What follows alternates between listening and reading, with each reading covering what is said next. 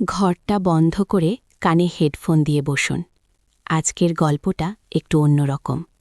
জীবনে কিছু কিছু সম্পর্ক এমনভাবে আমাদের ভেতর থেকে নাড়িয়ে দেয়, যার গভীরতা মাপার কোনো ফিতে আমাদের কাছে থাকে না।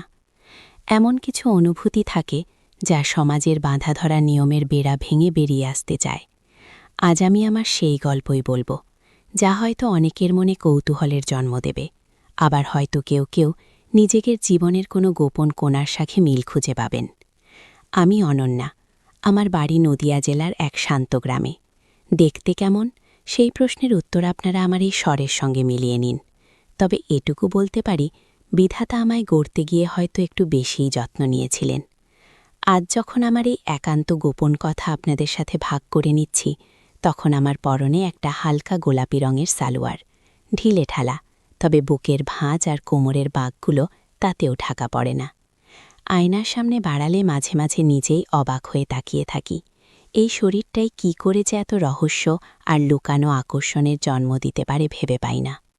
জীবনের কিছু অধ্যায় এতটাই স্পর্শকাতর হয় যে তা শুধু অনুভূতেই থেকে যায়, মুখে প্রকাশ করার সাহস আমাদের হয় না। কিন্তু আজ আমি সেই সাহসটা করছি। আমার জীবনে এমন একজন এসেছিলেন যিনি আমার সব হিসেব ওলটপালট করে দিয়েছিলেন। বুকের ভেতর জমে থাকা সেই কষ্ট, সেই আকাঙ্ক্ষা, সেই অস্থিরতা সব আজ আপনাদের সঙ্গে ভাগ করে নিতে চাই। আশা করি আপনারা মন দিয়ে শুনবেন, আর গল্পের শেষে আমার চ্যানেলটা সাবস্ক্রাইব করতে ভুলবেন না। আমার শ্বশুরবাড়ি ছিল একান্নবর্তী পরিবার। স্বামী সমর অফিসের কাজে প্রায়ই বাইরে বাইরে থাকত। মাসের পর মাস কাটিয়ে দিত অন্য শহরে। নতুন বউ হিসেবে আমি একা পড়ে থাকতাম। আমার ননদ আর শাশুড়ি খুব ভালো মানুষ ছিলেন, কিন্তু একটা মেয়ের জীবনে শুধু তাদের স্নেহ যথেষ্ট হয় না। আমার স্বামীর ছোট ভাই আকাশ, সে তখন কলেজে পড়ত।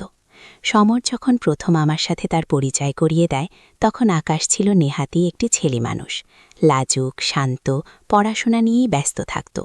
ওর সঙ্গে আমার সম্পর্কটা ছিল দেবর ভাবির সহজ, স্বাভাবিক। আমি ওকে ভাইয়ের মতোই দেখতাম। ও আমাকে সম্মান করত, ভালোবাসত। কিন্তু সময়ের সাথে সাথে সবকিছু কেমন যেন পাল্টে যেতে লাগল। সমর যখন থাকত না, তখন বাড়ির ছোটখাটো কাজ বা বাজার হাট আকাশই করে দিত। মাঝে মাঝে কলেজে যাওয়ার পথে আমাকে নিয়ে যেত গ্রামের মোড় পর্যন্ত, যদি আমার কোনো দরকার হয়। ওর সাথে গল্প করতে ভালো লাগত। ও ছিল খুব মিশুক, অল্প সময়ের মধ্যেই আমার মনের অনেক কথা জেনে গিয়েছিল। আমি ওর কাছে আমার নিঃসঙ্গতার কথা বলতাম, স্বামীর অনুপস্থিতিতে আমার ভেতরে শূন্যতার কথা বলতাম। ও চুপ করে শুনত, কখনো কখনো আমার হাত ধরে সান্ত্বনা দিত। সেই স্পর্শে কোনো ভুল ছিল না, কিন্তু সেই স্পর্শের গভীরতাটা কেমন যেন একটু একটু করে বাড়তে লাগল। প্রথমে আমি পাত্তা দিতাম না, ভাবতাম ও তো ছোট আর আমি ওর ভাবি। কিন্তু চোখের ভাষা তো আর বয়স বা সম্পর্কের বাঁধ মানে না। আকাশের চোখে আমি দেখতাম এক অদ্ভুত মিশ্রণ, শ্রদ্ধা, ভালোবাসা আর তার সঙ্গে আরও কিছু, যা আমি ঠিক ধরতে পারতাম না। ও যখন আমার দিকে তাকাতো, আমার বুকের ভেতর কেমন যেন একটা অস্থিরতা অনুভব করতাম। ওর উপস্থিতি আমাকে কেমন যেন সজাগ করে তুলত। আমি সালোয়ার পরে থাকলেও যেন ওর দৃষ্টি আমার শরীরের প্রতিটি ভাঁজে ঘুরে বেড়াত, আর আমার সারা শরীরে কাঁটা দিত। আমি বারবার নিজেকে বোঝাতাম এসব আমার মনের ভুল, কিন্তু মনের ভুল তো সহজে মেনে নিতে চায় না মন। একবার আমি জ্বরে পড়েছিলাম, সমর তখন শহরের বাইরে। শাশুড়িমা আর ননদ আমার সেবা যত্ন করছিল, কিন্তু রাত বাড়লে সবাই ক্লান্ত হয়ে যেত। একদিন মাঝরাতে আমার খুব শীত করতে লাগলো, গা কাঁপছিল। আকাশ আমার ঘরের সামনে দিয়ে যাচ্ছিল, আমার কাশি শুনে ভেতরে এলো। কপালে হাত দিয়ে দেখল গা যেন পুড়ে যাচ্ছে। ও নিজেই বরফ নিয়ে এসে আমার কপালে দিতে লাগলো। সারা রাত জেগে রইল আমার পাশে। ভোরবেলা আমি যখন চোখ খুললাম, দেখলাম ও আমার হাত ধরে ঘুমিয়ে পড়েছে। ওর মাথাটা আমার বিছানার কিনারায়। সূর্যের প্রথম আলো জানালা দিয়ে ঢুকে ওর মুখের ওপর পড়েছে। আমি ওর মুখের দিকে তাকিয়ে রইলাম। ওর নিষ্পাপ মুখটা দেখে বুকের ভেতরটা কেমন যেন মোচড় দিয়ে উঠল। এই ছেলেটা আমার জন্য এত কিছু করছে, আর আমি। সে রাতে ওর স্পর্শে যে অনুভূতি জেগেছিল, সেটা জ্বরের ঘোরে ভুলে যাওয়া কঠিন ছিল। এরপর থেকে আমাদের সম্পর্কটা আরও জটিল হয়ে উঠল। আমাদের চোখাচোখি হওয়া মানেই এক অকথিত কথার আদান প্রদান। বাড়িতে কেউ না থাকলে অথবা সবাই যখন দুপুরে ঘুমোত, তখন আকাশ আমার ঘরে আসত। আমরা ঘণ্টার পর ঘণ্টা কথা বলতাম। আমাদের কথার বিষয়বস্তু ছিল সবকিছু, কলেজের গল্প, আমার ছেলেবেলার কথা, সমরের সাথে আমার সম্পর্ক।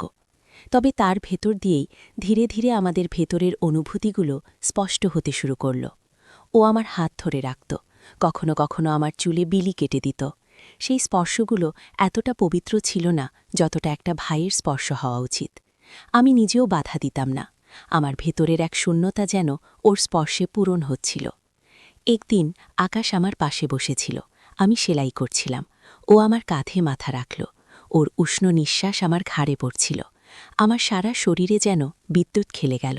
আমি সেলাই বন্ধ করে দিলাম। ও আস্তে করে বলল, ভাবি, তোমাকে ছাড়া আমার কিছু ভালো লাগে না। ওর কথায় আমি চমকে উঠলাম।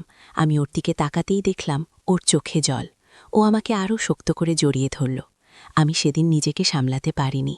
আমার স্বামী, আমার পরিবার, আমার সম্মান সবকিছু যেন এক নিমেষে অর্থহীন হয়ে গিয়েছিল। আমারও খুব কষ্ট হচ্ছিল। আমিও ওকে আঁকড়ে ধরেছিলাম। সেই মুহূর্তে আমাদের দুজনের মধ্যে যেন এক অদৃশ্য বাঁধন তৈরি হয়েছিল, যা ভাঙা আমাদের পক্ষে সম্ভব ছিল না। সেই দিন থেকে আমাদের গোপন অভিসার শুরু হলো। বাড়ির সবাই যখন গভীর ঘুমে আচ্ছন্ন থাকত, তখন আকাশ চুপি চুপি আমার ঘরে আসত। আমরা ঘণ্টার পর ঘণ্টা কথা বলতাম, আমাদের অনুভূতিগুলো ভাগ করে নিতাম। ও আমার মাথায় হাত বুলাত, আমার চুল টেনে দিত। কখনো কখনো আমি ওর বুকে মাথা রেখে ঘুমিয়ে পড়তাম। আমাদের প্রতিটি স্পর্শে থাকত এক অদ্ভুত টান, এক গভীর আবেগ, যা মুখে বলা যেত না। আমরা জানতাম এটা ভুল, এটা অন্যায়, কিন্তু এই আকর্ষণ থেকে বেরিয়ে আসার কোনো পথ আমাদের জানা ছিল না।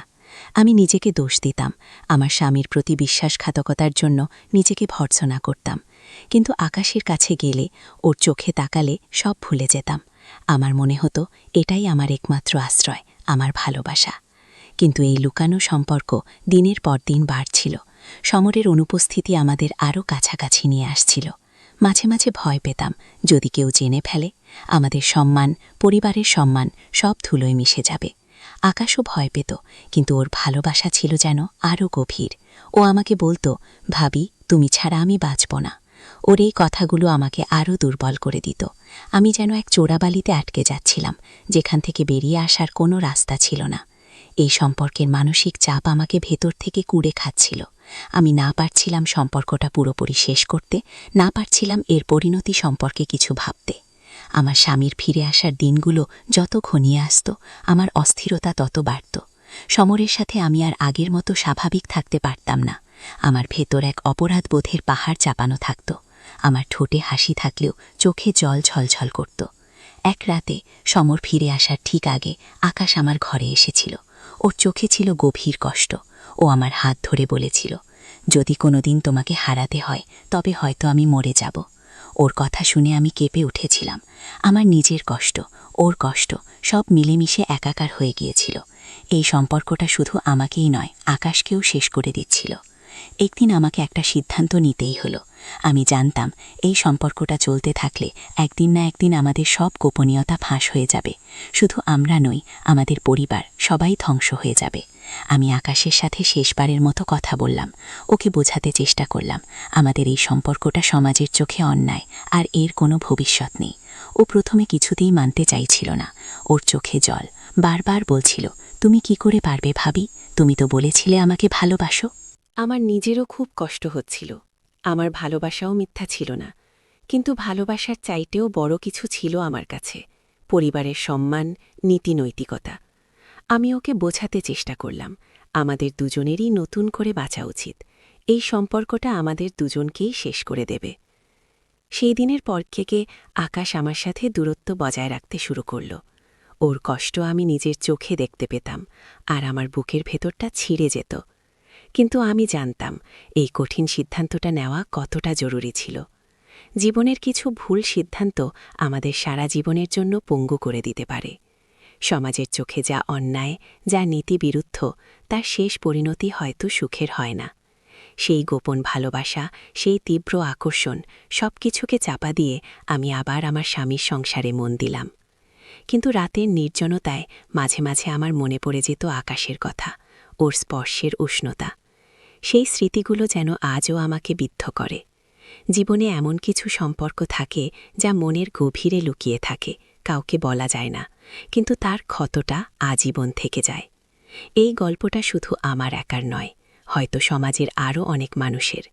আমাদের চারপাশে এরকম অনেক অনন্যা বা আকাশ আছে, যারা নিজেদের অজান্তেই নিষিদ্ধ ভালোবাসার জালে জড়িয়ে পড়ে। মনে রাখবেন, আকর্ষণ তীব্র হতে পারে, কিন্তু সেই আকর্ষণের রাশ টেনে ধরা আমাদের হাতেই। জীবনের সঠিক পথে চলা হয়তো সবসময় সহজ নয়, কিন্তু সেই পথেই প্রকৃত শান্তি লুকিয়ে থাকে।